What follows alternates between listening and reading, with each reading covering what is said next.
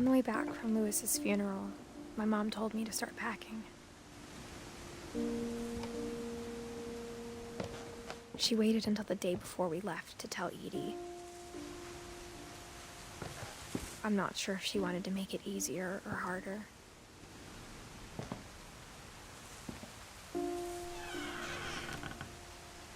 I wish we'd stayed.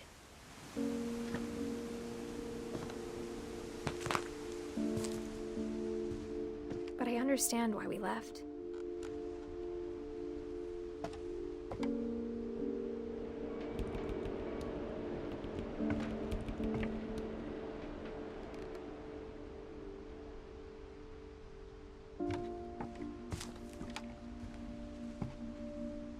My mom ended up leaving everything behind.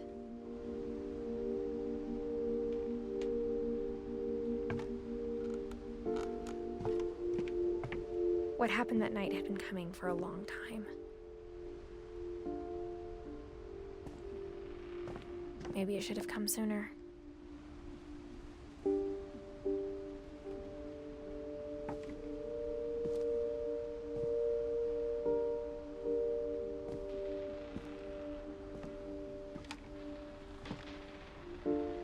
But it had to end one way or another.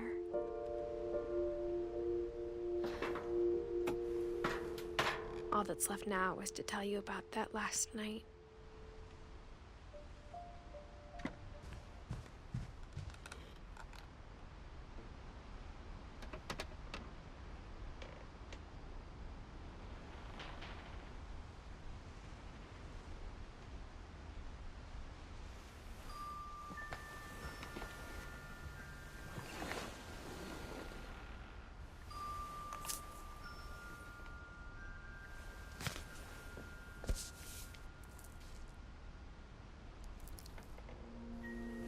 That whole last day, Edie just watched us pack and didn't say a word.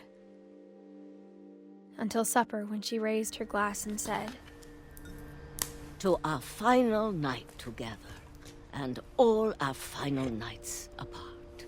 Grandma, you know what I said about alcohol. Some of your medications are very Edith, specific. I left a present for you in the hallway. Why don't you go open it? The grown-ups have to argue now. I'm sorry, you're right. We're all leaving tomorrow. Let's just enjoy our last... I'm not leaving. Edith, you're excused.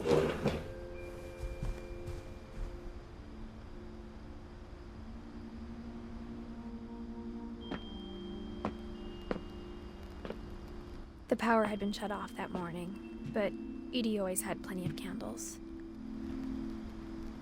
When my mom sealed the library, I don't think she knew about the other entrance.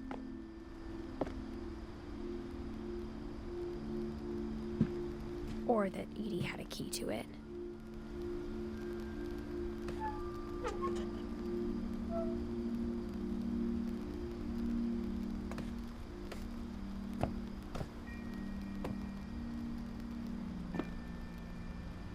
That thing you're afraid of isn't going to end when you leave the house.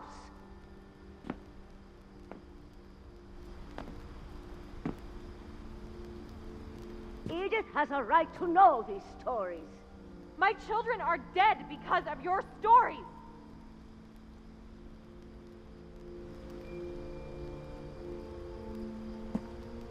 I think it's best if Edith and I leave tonight.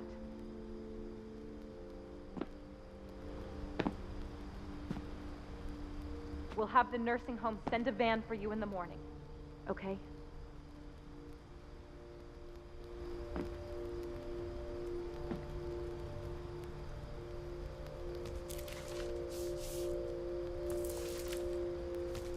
Dear Edith, there's so many stories I wish I could tell you, but there's only time for one. This is about what happened on the night you were born. That night, the tide went way, way out. It was the first and last time I ever saw the old house aground. There'd been an earthquake out in the middle of the ocean. They called it the lowest tide in 1,000 years. God, it smelled awful. You know, I've seen that house every day of my life.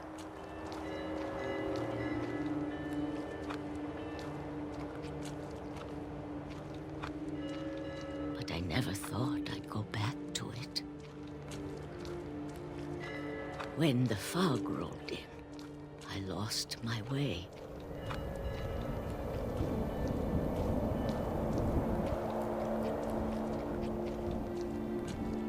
I got turned around.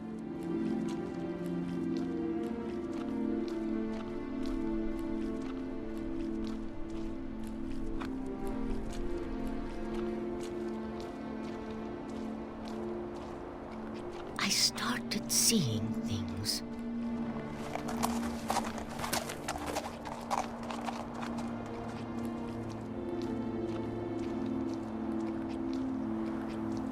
Things I'd forgotten had ever existed.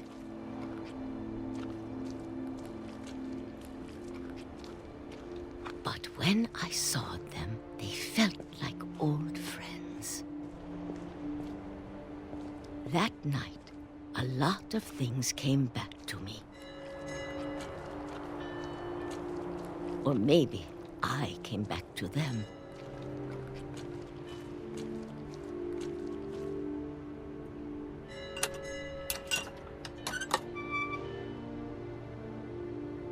Things I can't explain, but that I need you to try and... Edith, what are you doing in here? It's mine. Edith! Mom, you're gonna rip it! Let go! I kicked and screamed, but Mom dragged me to the car. I never saw Great-Grandma Edie again. The next morning, the van came to pick her up, but she was already gone. After that, we moved around a lot.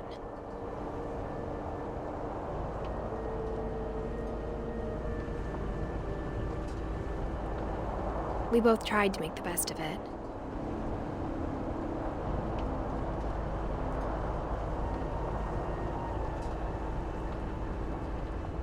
A few years went by.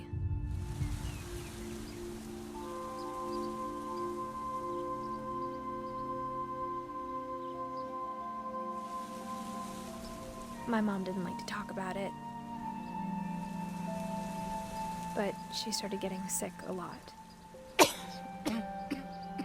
The rest happened pretty quickly.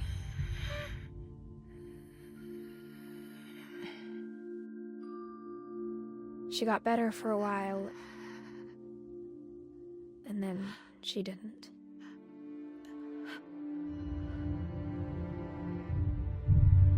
And then I was alone.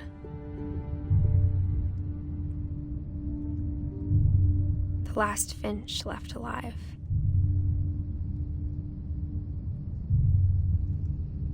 Until I found out about you.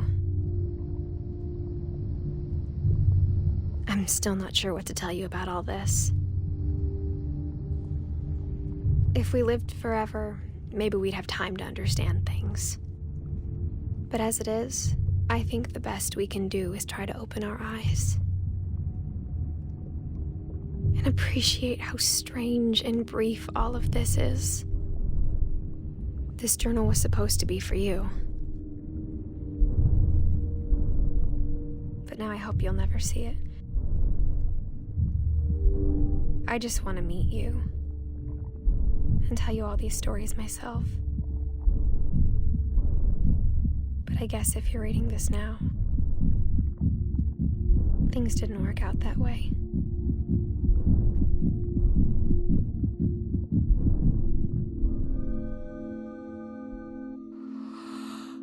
This is where your story begins. I'm sorry I won't be there to see it. It's a lot to ask, but I don't want you to be sad that I'm gone. I want you to be amazed that any of us ever had a chance to be here at all. Good luck.